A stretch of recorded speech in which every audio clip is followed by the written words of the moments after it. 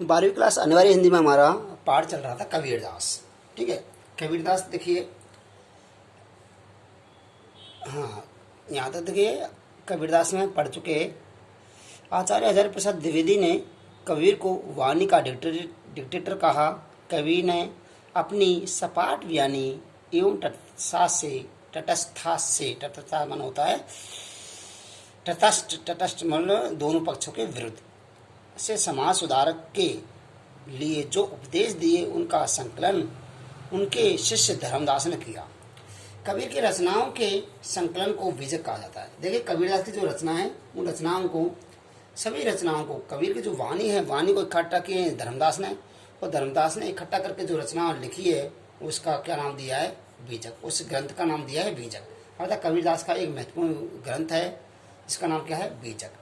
आगे देखिए, बीजक के 3 भाग हैं। बीजक के 3 भाग हैं, 3 भाग है, साखी, सबद और रमैनी। ठीक है, ध्यान रखेंगे कि बीजक के कितने भाग है? 3 भागों में लिखा है बीजक, साखी, सबद और रमैनी। संत काव्य परंपरा में उनका काव्य हिंदी साहित्य की अमूल्य निधि है। संत काव्य परंपरा में उनका जो काव्य हिंदी साहित्य की अमूल्य निधि है। पाठ्य पुस्तक में चयनित कबीर के दोहे सदाचार एवं श्रेष्ठ जीवन मूल्य को अपनाने की प्रेरणा देते हैं। देखिए पुनः देखिए, पाठ्य पुस्तक में चयनित कबीर के दोहे सदाचार एवं श्रेष्ठ जीवन मूल्य को अपनाने की प्रेरणा देते हैं। जीवन में त्याग की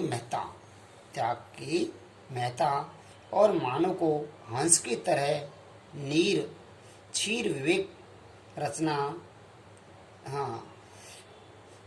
मानव को हंस की तरह नीर क्षीर विवेक रखना चाहिए।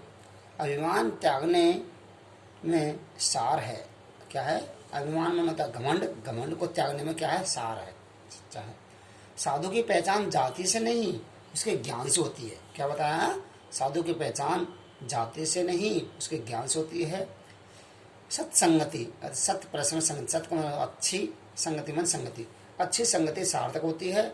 दुराशा, दुराशा में बुरी आशा, दुराशा में क्या है? बुरी आशा सर्पणी के समान होती है। अर्थात जो बुरी आशाएं हमें इच्छा रखती हैं, बुरी जो गलत इच्छा रखते हैं, बुरी आशा रखते हैं, वो किसके समान मानी जाती है? वो एक सर्पणी, क्या है? सर्पणी यानी शापन, सर्पणी के समान घातक, घातक मन आतंककारी होती है।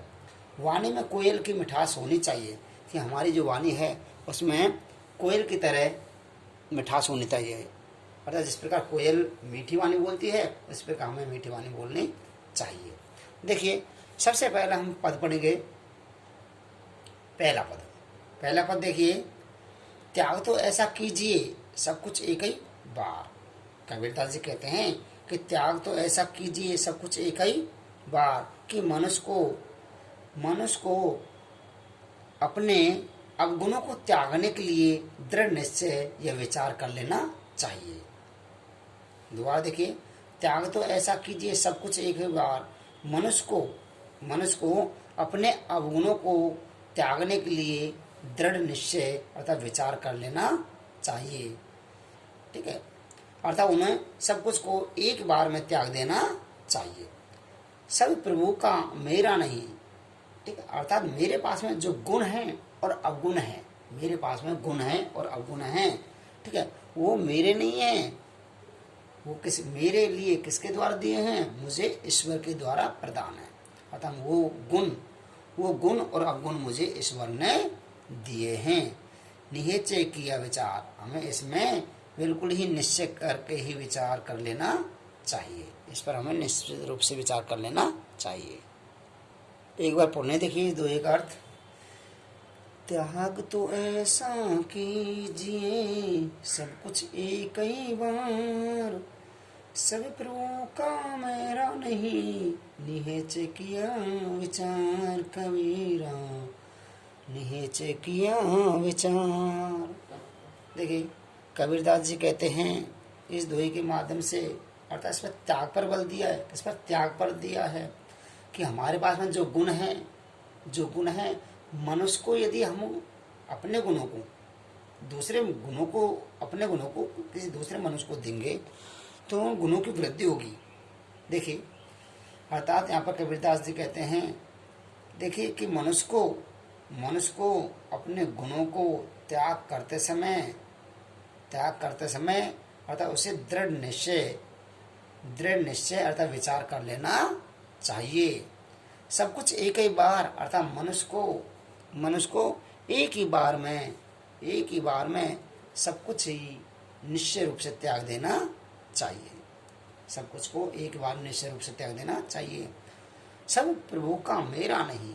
अर्थात कबीरदास जी कहते हैं कि मेरे पास में जो भी कुछ है, जो भी ज्ञान है, जो भी गुण है, जो भी गुणों का भंडार है, ठीक है, वह मेरा नहीं है, वो तो मुझको प्रभु ने दिया हुआ एक प्रतिफल है। निश्चय किया विचार अर्थात उसको एक निश्चय रूप से विचार कर लेना चाहिए। उन्हें एक बार में ही अपने शिष्य को त्याग देना चाहिए, अपने शिष्य को प्रदान कर देना चाहिए। ठीक है, आगे देखिए, सुनिए गुण की वार्ता, गुण लीजे नहीं, हंस क्षीर को कहते हैं, नीर सो त्यागे जाहि। देखिए यहाँ पर गुणों की वार्ता, सुनिए गुण की वार्ता अवगुण लीजे नाही। ठीक है, सुनिए गुण की वार्ता अवगुण लीजे नाही। यहाँ पे कबीरदास जी कहते हैं कि इंसान को गुणों को ग्रहण करना चाहिए। अवगुण लीजे नहीं, अवगुण मन अवगुण, और अवगुणों को ग्रहण नहीं करना चाहिए, अर्थात अवगुणों को त्याग देना चाहिए। क्या कहा है? सुनिए गुण की वार्ता। कबीरदास जी कहते हैं गुण की जो बातें हैं, अर्थात गुण की बात यानी ज्ञान की बातें हैं, ज्ञान की बात सुननी चाहिए, वो ग्रहण करनी चाहिए। ज्ञान की बात सुननी चाहिए, वो ग्रहण करनी चाहिए, और अवगुणों को हमें त्याग देना चाहिए, अर्थात अवगुणों को हमें लेना नहीं चाहिए। ठीक है, अर्थात जिस प्रकार, कैसा उदाहरण दिया है, हंस क्षीर मन होता दूध। जिस प्रकार हंस है वो दूध को ग्रहण करता है, इसको हंस जो दूध को ग्रहण करता है, हंस क्षीर को गहत है, गहत मन ग्रहण करता है। नीर मन होता जल, सो त्यागे जाहि। अर्थात जिस प्रकार हंस होता है वो दूध को तो ग्रहण कर लेता है और जल को त्याग देता है, मतलब छोड़ देता है। ठीक है, इसी प्रकार कि मनुष्य को गुणों को ग्रहण कर लेना चाहिए और अवगुणों को त्याग देना चाहिए। कि जैसे एक कहावत है कि साधु ऐसा चाहिए जैसे सूप स्वभाव, सार को ग्रहण करे, थोता दे उड़ाए। कि साधु ऐसा चाहिए जैसे सूप स्वभाव, सूप छाजला, जिससे हम अनाज साफ करते हैं। ठीक है, कि जिस प्रकार छाजरा होता है, सूप होता है, वो अच्छे अनाज को तो रख लेता है और थोते में बेकार ये अवगुण का प्रतीक है। अवगुण अर्थात थोते को वो त्याग देता है। इसी प्रकार मनुष्य को भी ऐसा ही करना चाहिए, गुणों को ग्रहण करना चाहिए और अवगुणों को त्याग देना चाहिए। हंस की तरह हंस भी क्या करता है, हंस दूध को ग्रहण करता है और पानी को त्याग देता है। ठीक है, अगला देखिए, नेक्स्ट पंक्ति देखिए, छोड़े जब अभिमान को सुखी भया सब जीव, भावे को कोई कछु कहे, मेरे ही निज पी। देखिए, छोड़े जब अभिमान को, छोड़े मन छोड़ना, जब अभिमान मन घमंड, अभिमान मन पता है घमंड, सुखी भया सब जीव। कि जो मनुष्य अभिमान घमंड को छोड़ देता है वह अपनी आत्मा से पूरी तरह से क्या हो जाता है, सुखी हो जाता है। कि जो मनुष्य अपने अभिमान को, घमंड को छोड़ देता है, त्याग देता है, वह अपनी आत्मा से सभी तरह से सुखी हो जाता है। देखिए, भावे को कोई कुछ कहे, मेरे ही पी।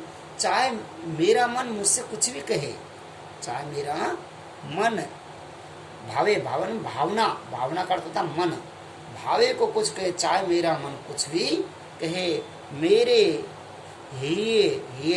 मन मेरा, ये मन हृदय, निज पीव अर्थात लेकिन मुझे तो मेरे प्रिय परमात्मा ही आनंददायक लगते हैं। क्या कह रहे हैं?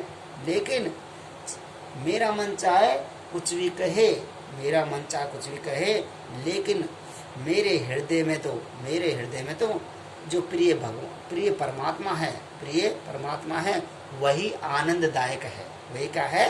आनंददायक है। निज मन अपना। अगला देखिए, जाति ने पूछो साधु की पूछ लीजिए ज्ञान। जाति ने पूछो साधु की पूछ लीजिए ज्ञान। मोल करो तलवार को पड़ा रहने दो म्यान। देखिए क्या कहा है, जाति ने पूछो साधु की पूछ लीजिए ज्ञान। यदि हमें साधु से कुछ पूछना है तो हमें उससे कभी जाति नहीं पूछनी चाहिए। हमें साधु की कभी जाति नहीं पूछनी चाहिए। यदि उनसे साधु से हमें पूछना है तो उनसे हमें ज्ञान की बातें करनी चाहिए। किसकी बात करनी चाहिए? ज्ञान की बातें करनी चाहिए। ठीक है। मोल करो तलवार का। यदि हम बाजार में तलवार लेने जाते हैं तो हमें तलवार का मोल करना चाहिए, नहीं कि तलवार में रखी जाने वाली म्यान का मोल नहीं करते। तलवार अर्थात म्यान में रखी जाने वाली तलवार, म्यान का मोल नहीं करते। किसका मोल करते हैं? तलवार का मोल करते हैं कि ये तलवार कितने रुपए की है। ठीक है। अर्थात वो जो तलवार जिसमें रखी जाती है हम उसका मोल कभी नहीं करते। इसी प्रकार हमें साधु की जाति कभी नहीं पूछनी चाहिए। साधु की जाति नहीं पूछनी चाहिए। अर्थात हमें साधु से ज्ञान की बातें पूछनी चाहिए। हमें साधु से ज्ञान प्राप्त करना चाहिए। ठीक है। ये हमने आज 4 पद पढ़े। 1 2 3 4। कबीरदास का हमने 4 दोहे पढ़ेंगे। जो बाकी शेष हैं वो नेक्स्ट क्लास पढ़ेंगे। Thank you.